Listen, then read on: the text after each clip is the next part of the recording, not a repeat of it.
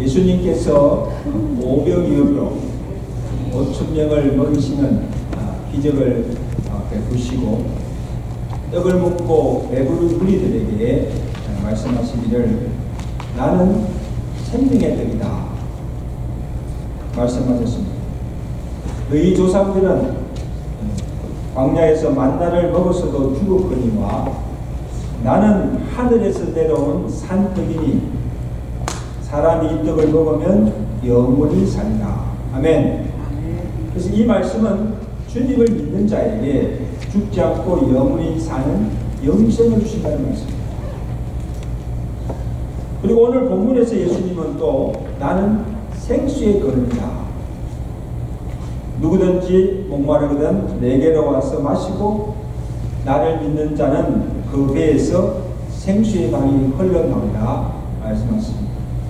나는 생명의 떡이요 나는 생수의 본이다 말씀하십니다. 예수님께서 언제 이 말씀을 하셨는가 보면 우리 37절에 보세요. 37절 보시면 명절 끝날 곧 큰 날이 왔는데 이 날이 뭐예요? 그 명절은 초막절을 의미합니다. 여러분 초막절은 이스라엘 백성들이 광야 40년 생활 동안 베푸신 그 하나님의 은혜를 기억하고 지키는 절기입니다. 유월절과 같이 하나님의 은혜를 기념하는 절기입니다.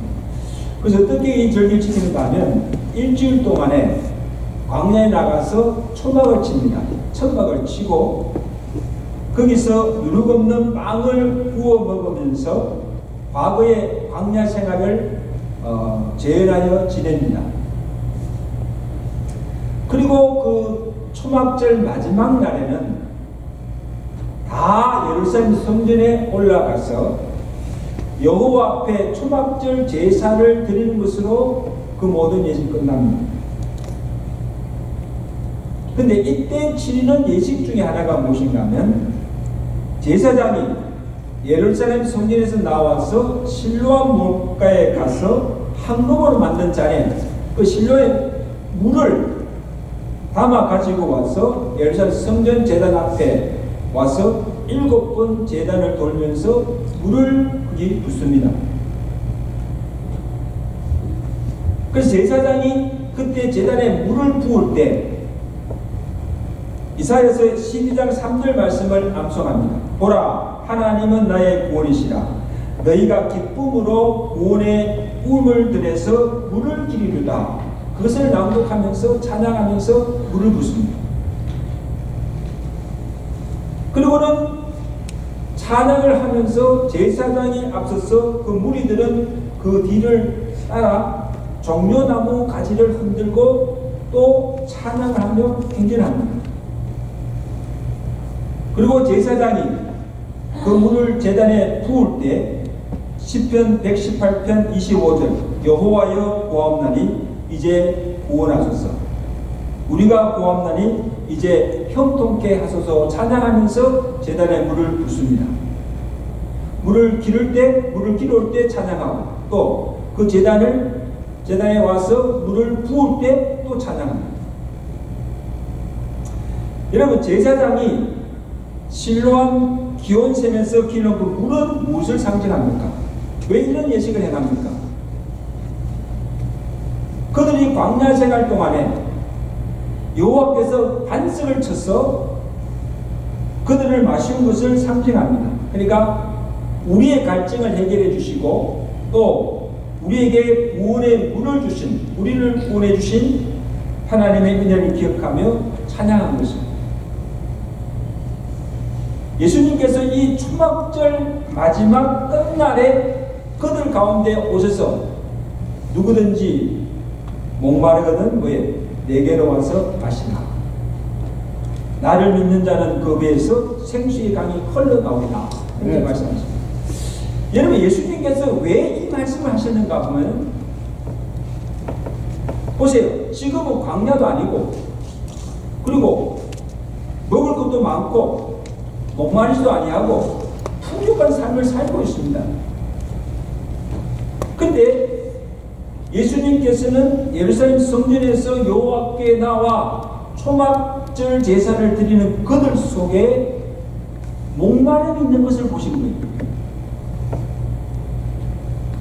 그들이 과거에 베푸신 여호와께 베푸신 은혜를 기억하고 지금 초막절을 지키며 여호와의 전에 나와서 거룩한 예식을 지금 행하고 있지만 아직도 그들은 모세가 반석을 쳐서 물을 내서 자기들을 구원해 줄 것을 믿고 있는 거예요.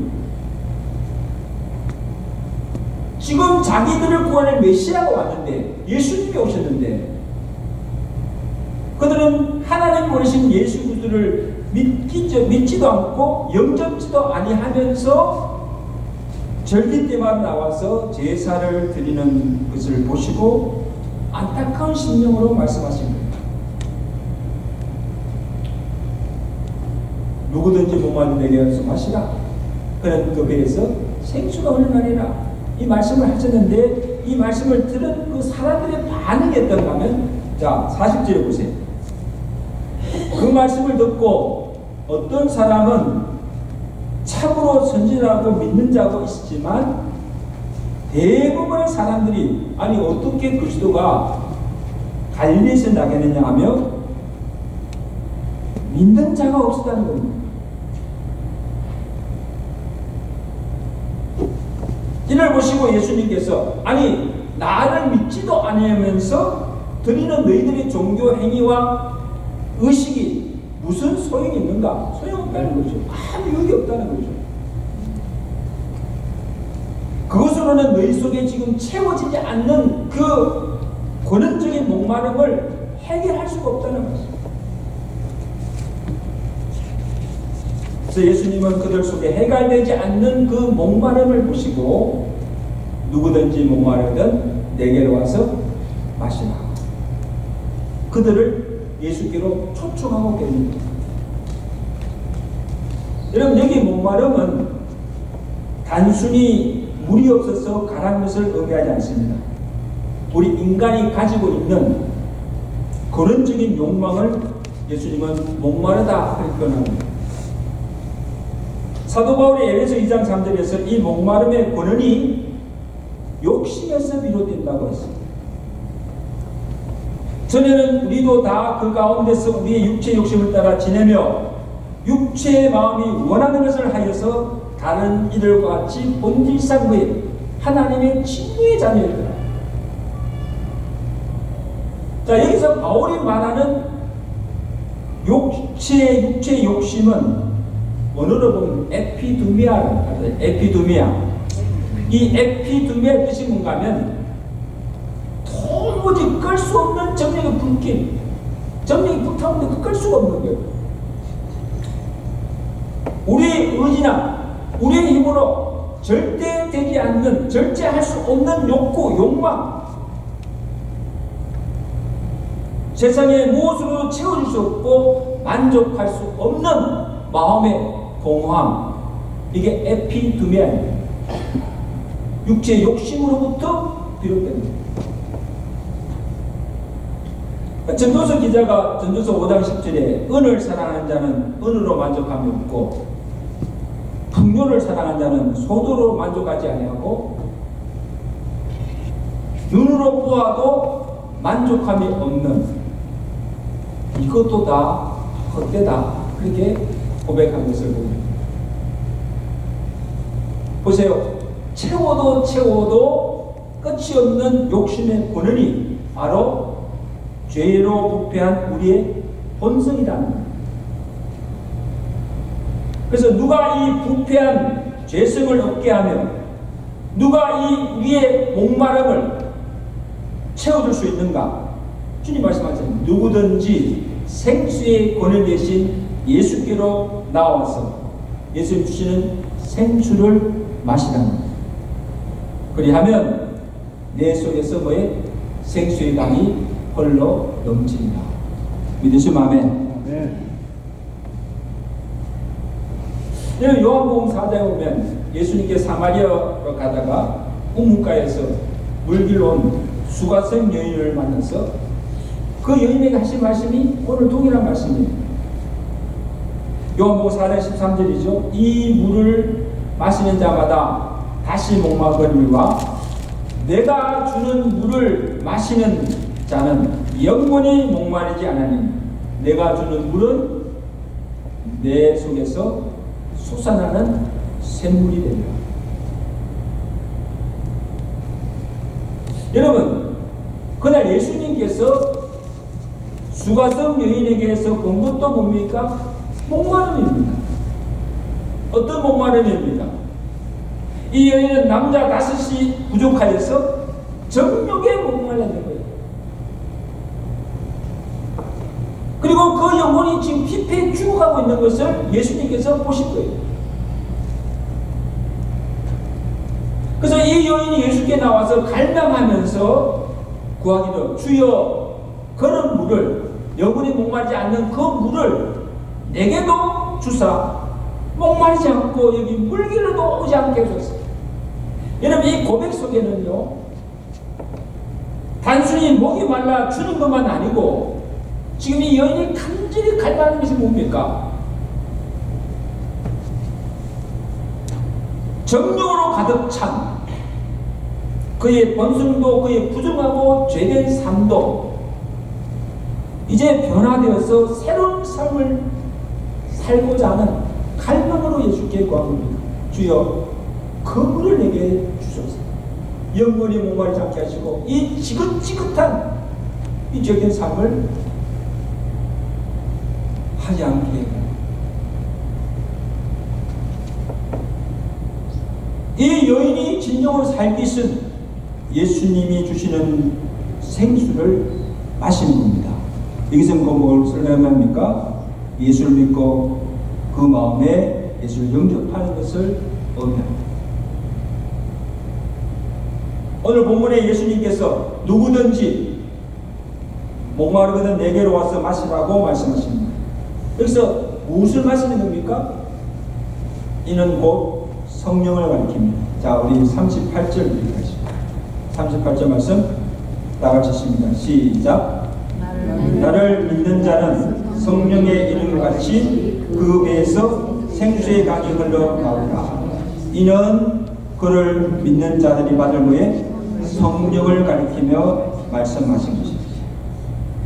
예수님께 나와 믿는 자에게 약속하신 것이 뭡니까? 성령을 주시겠다는 거예요.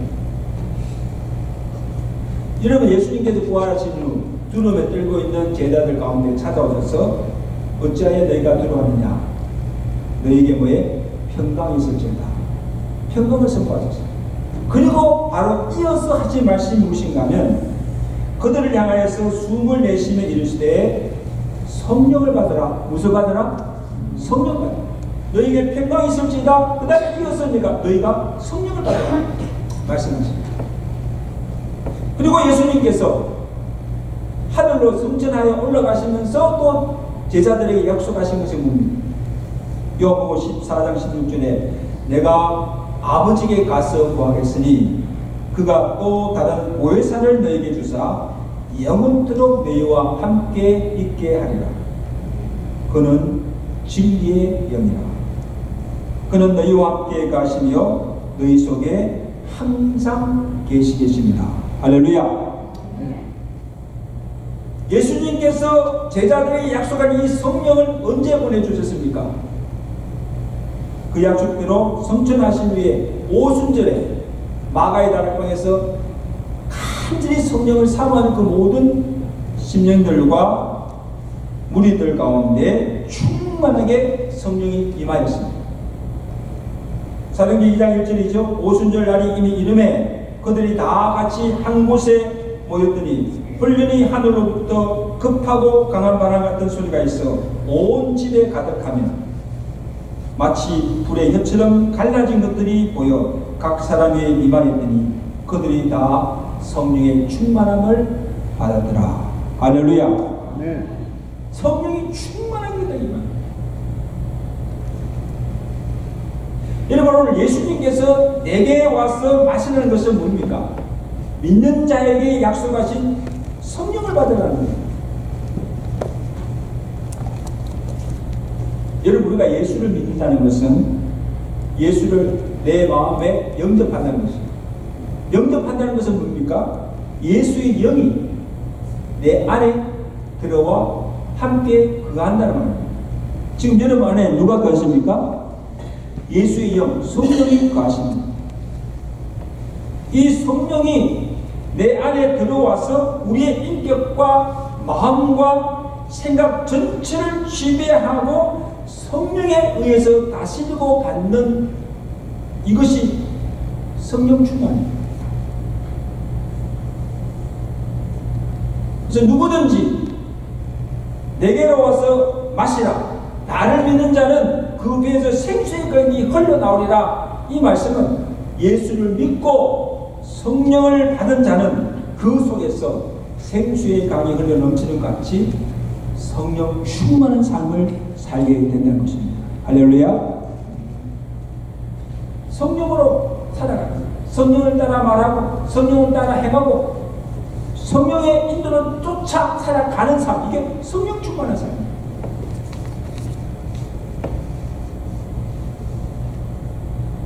이 성령은 진리의 영인 동시에 사람을 살리는 영입니다. 성령은 진리의 영이요 살리는 영입니다. 단순히 목마름을 채워주는 정도가 아니라 내 죄된 본성도 부패한 심령도 거듭나게 하고 피폐된 영혼도 구원할 뿐 아니라 나의 전 인격과 삶을 변화시키고 새롭게 하는 것이 성령 충만의 역사인 줄로 믿습니다. 여러분 구약의 에스겔 4장에 보면 에스겔이 이 생수의 강의 현상을 보게 됩니다. 이스라엘이 바벨론 포로 상태에 있을 때 에스겔이 환상 중에 예루살렘에 갑니다. 자, 그곳에서 성전이 세워지는 환상을 하나님께서 보여주십니다. 예루살렘 성전이 세워진 후에 일어나는 놀라운 일들이 기록되어 있는데 에스겔서 47장 1절에 보면 성전의 전면이 동을 향하여 있는데 그 성전 문지방 밑에서 물이 나와서 동으로 흐르다가 성전 우편 제단 남편으로 흘러내립니다. 성전 끝 밑에서 이게 물이 쭉 동에서 흘러나오다가 남쪽으로 흘러내려갑니다. 성전에서 나온 물이 점점 창이하여서 처음에는 발목에 오르고 그다음에 그 물이 뭡니까? 허리에 오르고 나중에는 강을 이루고 그 물이 창이하여 헤엄칠 물이요 사람이 능히 건너지 못할 강이 되더라. 그래서 여호와께서 인자야 내가 무엇을 보느냐. 이 강물이 흐르는 곳, 성전에서 나온 그 강물이 흘러가는 곳마다 번성하는 모든 생물이 살고 고기가 심히 많아지니와 이 물이 흘러 들어가므로 바닷물이 되살아나겠고 이 강이 흐르는 각지의 모든 것이 살 것이다. 아멘. 아멘. 모든 생명들이 살아난다는 거예요. 여러분 이것은 무엇을 의미하는가 하면 이 환상은 지금 무엇을 보여주는가 하면 하나님께서 장차 이스라엘을 회복시키시고 구원하실 것을 의미하는데 무너진 성전도 다시 세우고 침체되어 죽어가는 심령도 하나님이 살리시고 생명의 역사를 일으켜 주실 것이라는 것을 말씀하십니다. 자, 여기 성전에서 흘러나오는 물이 곧 말세에 보시는 성령을 상징합니다. 다시 말하면 성전에 물이 흘러나와서 죽어가는 모든 생명을 살리듯이 오늘 성령이 오늘 우리에게 임하게 되면 성령을 받게 되면 죄로 죽었던 우리의 심령도 다시 살아나고 우리의 목마름도 채우고 우리의 전격과 삶을 새롭게 변화시키게 됨을 믿으시기 바랍니다. 이게 성령 충만입니다.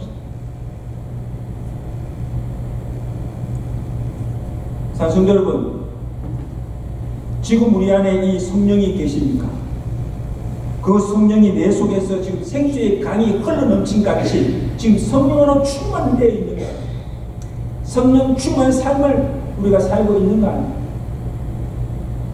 아니면 아직도 성령이 임하심도 알지 못하고 성령과 동떨어진 삶을 살고 있다면 우리의 심령이 피폐해져 있다는 거예요. 죽어 있다는 거예요. 성령이 가지 않는 심령, 성령의 임재가 없는 예배, 성령의 인도함이 없는 삶에는 아무 기쁨도 평안도 없고 생명의 역사도 일어나지 않는다. 마치 오늘 초막절 제사를 절기를 지키며 예루살렘 성전 제단에 물을 부으면서도 호산나 찬양하며 여호와께 제사를 드리는 제사장이나 의대 종교 지도들과 같다는 것입니다. 역사가 일어나지 않아요. 메시아로 오신 예수 그리스도를 믿지도 아니하면서 드리는 그들의 종교 의식이나 행위가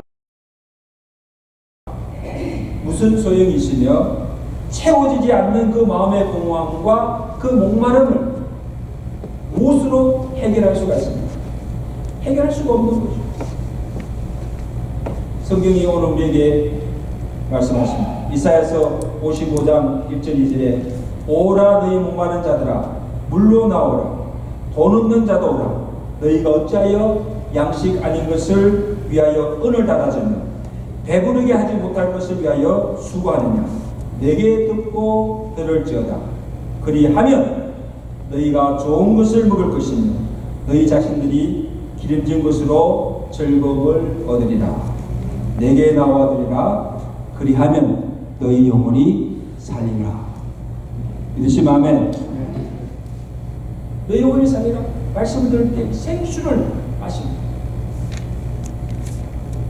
이제 말씀드립니다. 상승도 여러분 예수께로 나와 주의 전을 통해서 늘려주시는 생명의 말씀을 들을 때 주님 우리의 영혼이 살고 내 속에서 생수의 강이 흘러나오면 그 생수가 주변에 흘러들어가서 우리의 가정도 살리고 우리 교회도 살리고 모든 생명들이 회복되어지고 살아나는 생명의 역사가 있게 될 줄로 믿습니다. 오늘 주시는 생수를 받아 마시고 성령으로 충만하여서 이 제약된 세상 속에서 성령 충만하게 살아가시는 믿음의 성도들 되시기를 주님께 축원합니다. 기도하겠습니다.